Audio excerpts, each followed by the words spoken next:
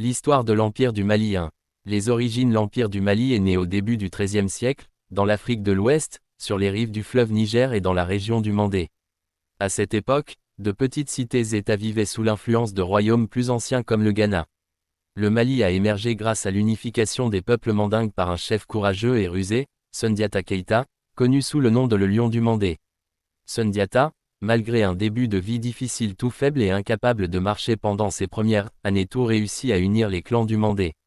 En 1235, après avoir vaincu le terrible roi sorcier Soumaoro Kanté à la bataille de Kirina, il fonda officiellement l'Empire du Mali.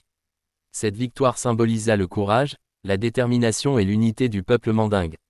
2. L'âge d'or du Mali. Après Sundiata, l'Empire du Mali connut une expansion impressionnante. Ces rois, appelés Mansa, consolidèrent le pouvoir central, créèrent un système administratif organisé et développèrent le commerce.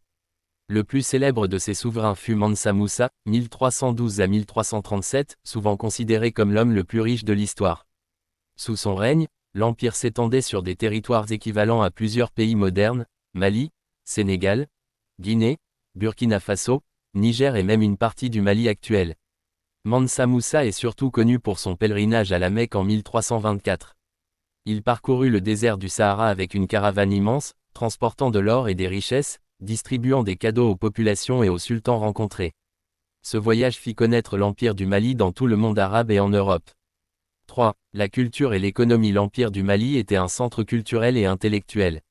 La ville de Tombouctou, située au bord du fleuve Niger, devint célèbre pour ses universités et bibliothèques, attirant des savants, des écrivains et des commerçants. L'économie reposait sur le commerce de l'or, très abondant dans la région. Le sel, essentiel pour la conservation des aliments. Le commerce des esclaves, qui était réglementé par l'État. L'agriculture et l'élevage, qui nourrissaient la population. La religion officielle était l'islam, introduit par les marchands et adopté par les souverains, mais les croyances traditionnelles africaines restaient vivantes, surtout dans les villages. 4. Déclin et fin de l'Empire. Après Mansa Moussa, l'Empire resta puissant mais commença peu à peu à décliner. Les raisons étaient multiples, les querelles internes pour le pouvoir, les invasions de royaumes voisins, la difficulté à gérer un territoire si vaste, la montée des cités commerçantes côtières qui détournaient le commerce de l'intérieur. Au XVe siècle, l'Empire du Mali perdait progressivement de son influence au profit d'autres empires ouest-africains, comme l'Empire Songhai. Vers la fin du XVIe siècle, l'Empire n'était plus qu'un souvenir, mais son héritage culturel, politique et économique restait immense. 5. L'héritage. L'Empire du Mali a laissé une trace profonde dans l'histoire mondiale, il a montré la richesse et la sophistication de l'Afrique médiévale. Il a créé des routes commerciales florissantes reliant l'Afrique de l'Ouest au Maghreb et au monde arabe. Il a été un centre intellectuel et religieux influent. L'histoire de héros comme Sundiata Keita inspire encore aujourd'hui des récits, des proverbes et des contes dans toute l'Afrique de l'Ouest.